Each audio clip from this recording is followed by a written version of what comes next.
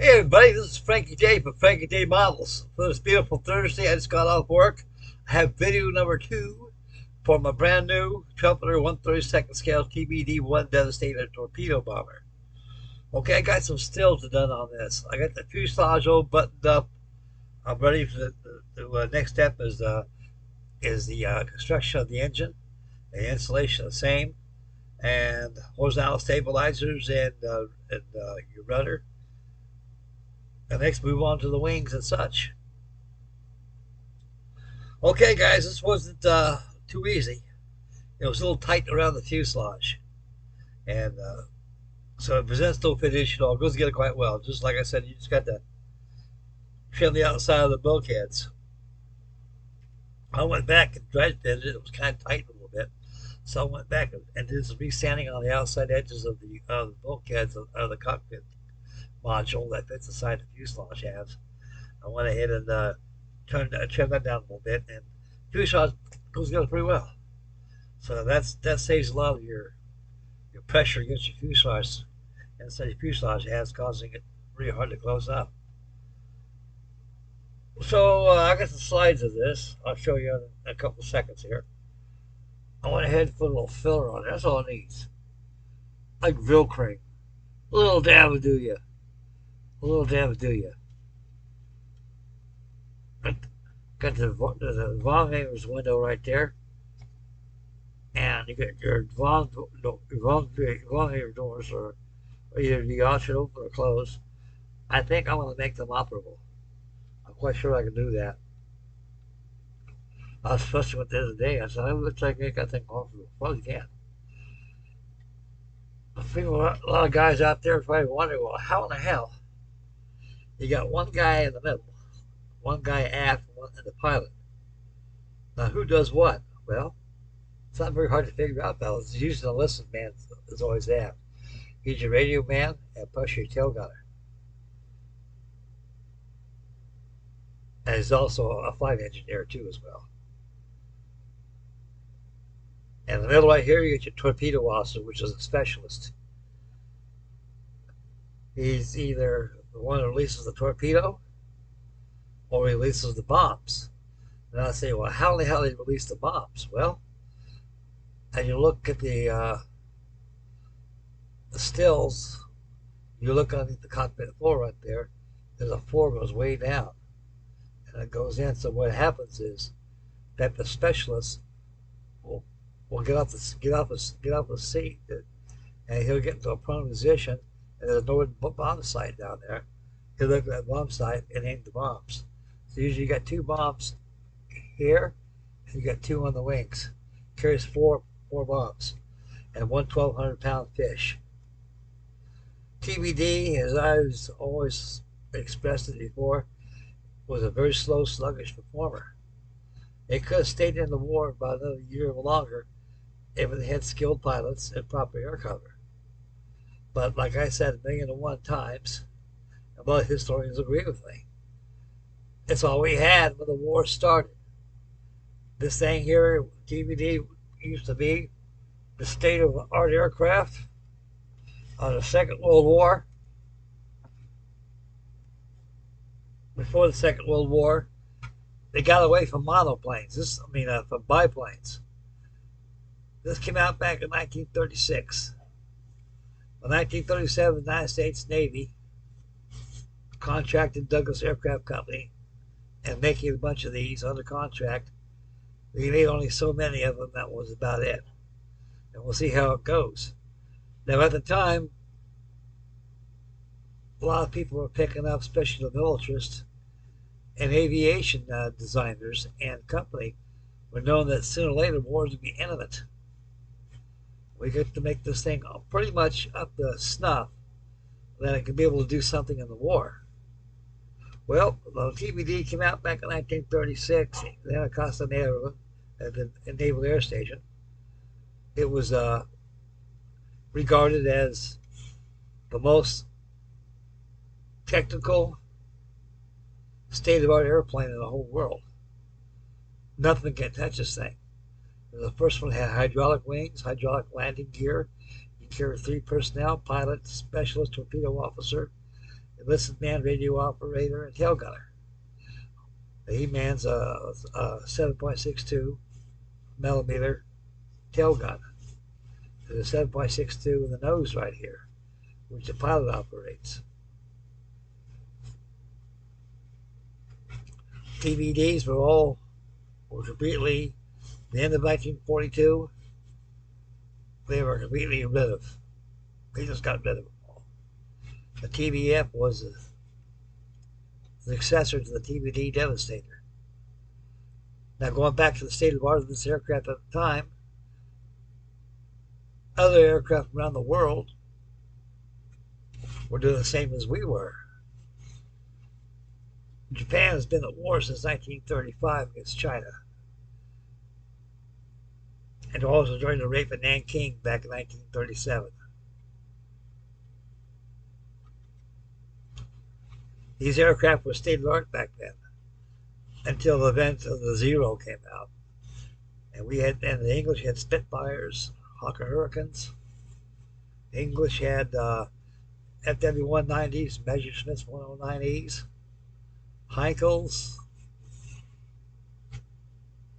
and they were at war. And these were doing nothing. State of art, as we thought at the time. At the beginning of the war, this thing was obsolete because you had other aircraft that superseded it that are still in war and combat, and there's not anymore. So when December 7th, 1942 came, it changed things. All we had in the United States Navy, all we had at the time was F-2A Brewster Buffaloes, F-4F Wildcats, SBD Dauntlesses, and these TBD Devestator Torpedo bombers. Now we're going to put these things to the test and see what the hell these things can do. We're at war. We need these things badly. We need air crews that can fly these things, that can master these things and do it. The pilots were inexperienced that flew these at the time. A lot of them came out of cadet school. They were flying nothing but Harvards, AT-6 Texans, or the English calls them what they call those Harvards. And an AT-17 Kansas, which is a twin-engine Beechcraft aircraft. A lot of them are flying BT-17 Stearmans, BT-19 by Vultee, and also Bernard Joyce by also Great Lakes Aircraft Company and things they were flying. But they never flew one of these because they're state of art. And they were no different compared to what they've been flying.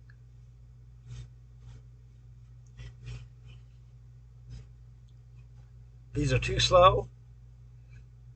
The canopy was like a greenhouse canopy. It didn't have no protection at all against all these three men. I imagine when those Zeros were coming down on top of this thing, they probably just wiped out all three of these guys, took them out. And they probably really felt bad about it too. But war's hell.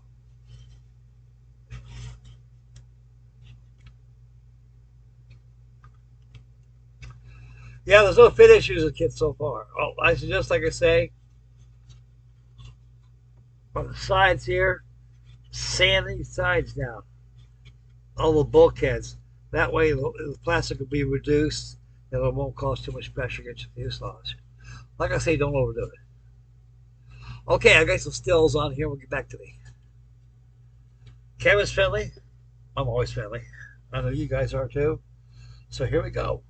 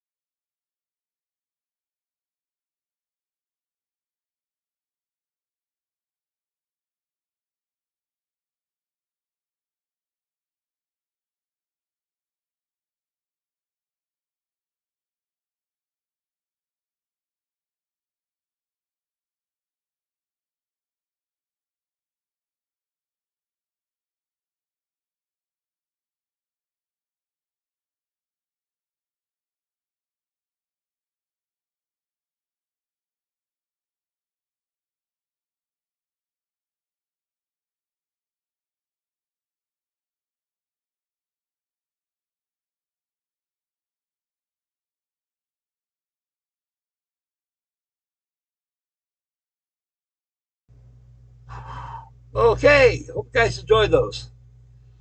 Okay, so I'm gonna go ahead and start working on the control surface on this to get the engine going on, get that installed, and get some shots done on that. That'll be the next video on number 3. It don't take much to build this Devastator, guys. There's not much parts in this thing.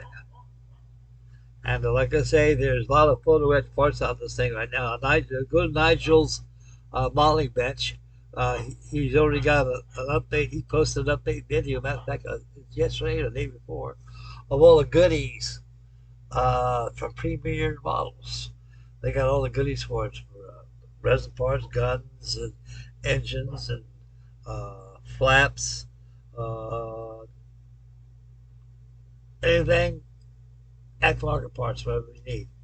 So review his station, his channel, and you'll see what he's got the offer right there. Okay, that's about it. I gotta play music tonight.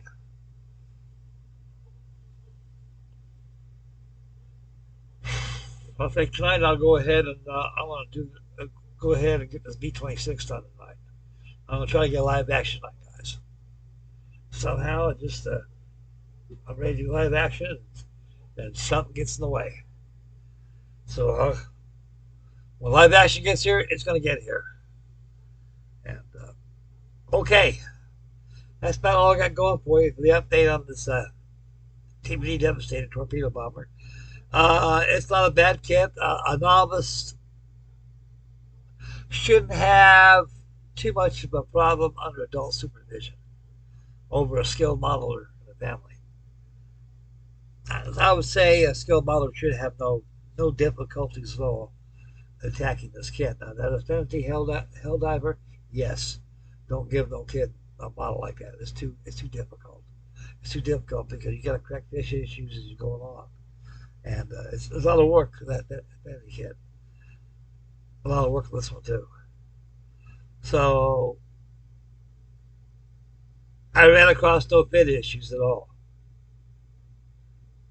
It don't mean I'll be running into something else later on, but if it does, it poses a problem, I'll correct it, and I'll get your all attention.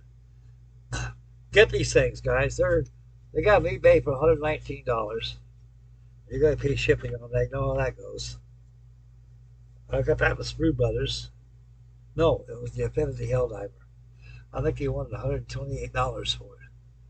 With shipping, came down to $150.37. Yeah.